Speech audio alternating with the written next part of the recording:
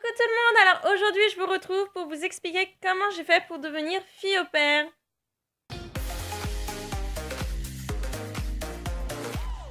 Alors donc j'ai tout écrit dans un petit cahier parce que genre il y a 2 pages, sinon j'allais oublier la moitié et encore, je suis sûre que j'en ai oublié. Donc pourquoi j'ai déjà voulu être fille au père? En fait je voulais parler anglais et sauf que avec un niveau 0, je pouvais pas aller dans un autre pays et travailler, c'était pas possible pour moi. C'était trop compliqué. Donc fille au père, je trouvais que c'était une bonne initiative parce que j'allais dans un autre pays, dans un pays anglophone, je vivais avec une autre famille, j'étais considérée comme un membre de la famille.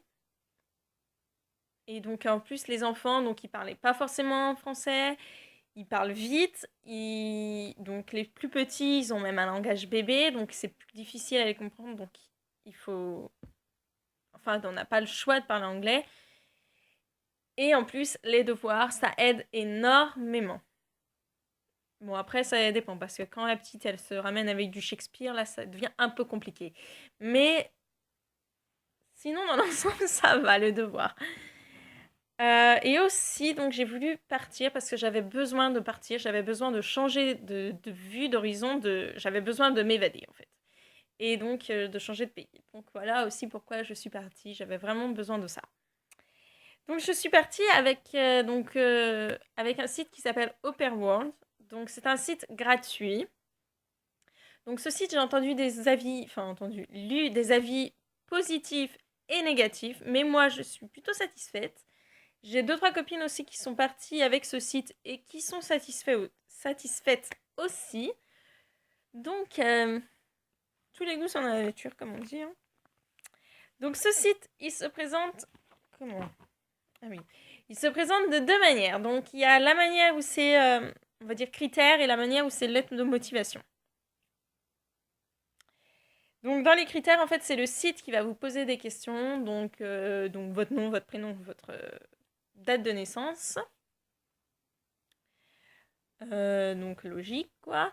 Il va aussi vous demander donc le nombre d'enfants dont vous voulez vous occuper, leur tranche d'âge à peu près, si vous souhaitez une famille monoparentale ou non, si vous souhaitez vous occuper d'un enfant handicapé ou non, une famille fumeuse ou non fumeuse, si vous-même vous êtes fumeur ou non fumeur. Il va vous poser vraiment tout un tas de questions pour permettre ensuite de cibler votre recherche en fait, parce qu'il y a énormément de familles sur ce site et en fait ça va, en fonction des réponses que vous allez donner, le site va vous présélectionner en fait des familles auxquelles vous correspondez aux critères et qui correspondent aux vôtres. Et donc ensuite vous avez donc la lettre de motivation. Donc la lettre de motivation elle est en 3 parties. Donc il y a la partie chère famille où vous allez devoir écrire une lettre à la famille quoi. Il y a la partie centre d'intérêt, donc là vous allez marquer tous vos centres d'intérêt, donc aussi bien si vous êtes dans dans un club sportif ou un club quelconque, ou si vous êtes, vous aimez faire de la peinture dans la forêt, bah vous vous dites que vous aimez faire de la peinture dans la forêt. Vraiment tous vos centres d'intérêt. Si vous avez un brevet de secourisme ou le BAFA, vous le marquez aussi. Si vous avez le permis et que vous souhaitez conduire dans le pays en fait où vous allez, vous pouvez le marquer aussi là-dedans. Si vous souhaitez pas conduire d'ailleurs dans le pays, vous ne marquez pas, vous dites que vous dites pas, vous faites comme si vous savez pas le permis quoi. Il y a donc pour vous marquez donc pourquoi, il y a une autre partie où pourquoi vous voulez être fille au père tout simplement. Ensuite, donc ce que je peux vous conseiller, c'est de le marquer en anglais et ensuite moi j'ai marqué en anglais et en français, mais vous le marquez en anglais et une autre langue que vous pratiquez régulièrement, que vous savez bien parler. Parce que je me suis dit que comme je parlais pas très bien anglais, voire pas du tout même, si je disais un truc de travers, au moins si la famille comprenait le français, j'allais pouvoir, j'allais pouvoir m'en sortir quoi à peu près. Ils allaient pouvoir, ah oui, elle voulait dire ça, mais elle l'a mal dit. Vous voyez le truc. Donc ensuite, une fois que vous avez fait ça, vous allez donc le site, je vous disais, va présélectionner votre famille, va présélectionner tout un tas de familles qui correspondent à vos critères. Et donc, vous allez leur envoyer des demandes. Donc, c'est pas comme sur Facebook où on envoie une demande d'amis. Non. C'est plus, on envoie un mail. En fait, ça va envoyer un mail du site, quoi. On va dire ça comme ça, ouais. et les familles aussi peuvent vous en envoyer d'ailleurs, ils vont vous répondre donc positivement ou négativement. Donc si c'est négatif, next, on passe à autre chose, on oublie. Si c'est positif, alors là, vous pouvez continuer à parler donc avec cette famille, lui poser des questions, apprendre à un peu les connaître. Alors, ce que je peux vous conseiller de faire aussi à ce moment-là, c'est de leur transmettre votre mail, parce que, ou de toute façon, en général, ils vous le demandent, mais de leur transmettre votre mail, parce que c'est... Le site, il est bien, mais c'est un peu galère quand même pour parler. Je crois qu'il y a un temps de caractères à mettre, et si vous avez 3 millions de choses à leur dire, ça va être un peu galère. Donc, je vous conseille d'échanger vos mails. Donc, vous communiquez avec votre famille, enfin avec les familles. Ensuite, il y a le moment où il y a le Skype avec la famille, parce que là, c'est un peu obligé, quoi. Vous êtes un peu obligé de faire le Skype avec la famille. Donc, si vous faites un Skype avec la famille, pensez à leur demander, donc déjà, s'ils ont eu d'autres filles au père, pensez à leur demander donc les coordonnées de leur ancienne fille au père pour que vous puissiez communiquer et savoir un peu comment ça se passe avec la famille, autre que la famille vous explique, quoi. C'est à ce moment-là que vous allez voir si la famille, elle est la même sur leur profil que en Skype, quoi. Donc après, moi, donc j'ai fait Skype avec plusieurs familles, mais je suis tombée sur 2 familles très bizarres. Donc il y en a une, déjà, leur profil, c'était pas du tout ce qui correspondait avec ce qu'ils étaient en train de dire. Donc quand vous tombez sur ce genre de famille-là, il y a un petit bouton, en fait, je crois que vous allez sur sur leur profil et vous pouvez signaler cette famille au site comme quoi ils sont faux, quoi, c'est pas ça. Et je suis tombée sur une autre famille aussi où ils étaient... en fait, ils récitaient un texte. C'était pas naturel du tout, ils récitaient un texte. Je me suis dit, oula, non, c'est pas possible. S'ils récitent un texte, c'est pas du naturel, je peux pas savoir comment ils sont exactement, c'est bizarre. Donc j'ai dit non. Après, quand j'ai fait Skype donc avec ma famille actuelle, j'ai vraiment eu un coup de cœur pour eux.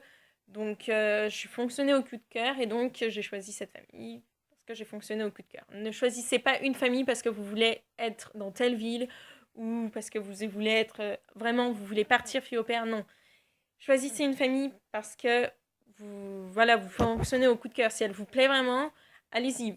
Elle est pas dans cette ville-là, je voulais aller dans cette ville-là, c'est pas grave. Vaut mieux que vous allez être tout le temps, tout le temps, tout le temps avec cette famille. Donc il faut mieux que vous soyez bien avec la famille plutôt que bien dans une ville. Ça sert à rien. Enfin, la ville, vous pouvez aller. Les transports en commun, ça existe dans tous les pays. Vous pouvez y aller sans problème. Donc voilà, donc une fois que vous avez fait ça, que vous avez demandé les coordonnées, s'ils ont une fille au père, vous avez discuté avec la fille au père, que vous avez trouvé que tout va bien, que c'est cette famille que vous voulez et que elle vous veut, voilà, vous allez partir chez eux, ils sont contents, vous êtes contents. Et je vous conseille de faire à ce moment-là un contrat. Parce qu'on ne sait jamais, il peut avoir un pépin ou quoi que ce soit. Donc au moins vous avez un contrat, vous êtes tranquille. Et donc ensuite, ce qu'il faut savoir aussi, c'est que si vous allez dans un pays qui n'utilise pas l'euro aussi, et ça c'est très important, il faut que vous changez un peu d'argent parce que si ça se passe mal avec les parents, mal avec les enfants, inutile de rester. Rentrez. Restez pas avec une famille où ça ne se passe pas bien du tout parce que franchement, vous allez passer une mauvaise expérience. C'est pas grave, il y a d'autres familles qui cherchent tout au long de l'année d'ailleurs. Donc ne cherchez pas à rester si ça ne se passe pas bien. Rentrez chez vous, trouvez une autre famille. Franchement, partez si ça se passe pas bien. Et si ça se passe pas bien d'ailleurs avec les enfants, mais que ça se passe très bien avec les parents, n'hésitez pas à en parler aux parents parce que les enfants vous doivent le respect. Ils doivent aussi vous écouter. Si vous dites non, c'est tout. Ils n'ont pas forcé. Et donc si ça se passe mal, vous en parlez aux parents. C'est totalement normal. Les enfants vous doivent le respect. Pour finir, alors, il faut que si vous partez, donc, peu importe dans quel pays vous allez partir, il vous faut une carte d'identité et un passeport valide. Ou si c'est qu'en Europe, la carte d'identité suffit. Et donc, il vous faut une carte d'identité et un passeport valide. Et si vous allez donc dans un autre pays que l'Europe, il vous faut aussi un visa. N'oubliez pas ça. C'est très très important. Et si vous conduisez aussi, il vous faut un permis valide, évidemment. Ça paraît logique. Donc renseignez-vous donc si vous conduisez, renseignez-vous un peu du code de la route du pays où vous allez parce que c'est pas forcément le même qu'en France. Genre ici, c'est pas du tout le même, hein, vous pouvez vous en douter. Bon, il y a des similitudes, je vous rassure. Sinon, une fois que vous êtes là-bas et que ça se passe bien, vraiment bien avec tout le monde, profitez à fond parce que ça va très vite. Et franchement, très vite. Et là, j'en suis déjà au 7e mois et heureusement que je fais un an de plus parce qu'en fait, j'ai pas le temps de tout faire. Ça va très très vite parce que la semaine, vous vous occupez des enfants. Vous pouvez un peu sortir si vous voulez en semaine, mais vous vous occupez une grande partie du temps des enfants. Et donc après, bah, vous avez les week-ends où vous pouvez bouger, bouger, bouger. Vous avez les vacances où vous pouvez bouger. Et encore, les vacances, il y a les enfants toute la journée. Donc franchement, profitez à fond, à fond, à fond. Et donc voilà. Et donc j'espère que cette vidéo vous aura plu, vous aura renseigné et que vous ferez fille au père ou garçon au père, parce qu'on dit exactement les deux. Que vous ferez donc une super expérience. Et puis d'ailleurs, c'est à peu près le moment, si vous voulez partir fille au père, de vous inscrire sur tous les sites, pas forcément Au Pair World, mais sur tous les sites parce qu'il y en existe plein. Il y en a des gratuits, il y en a des payants. Moi, je vous conseille Au Pair World, mais vous faites vraiment comme vous le sentez. Et, euh, et puis, je vous fais des bisous, puis à bientôt. Bye!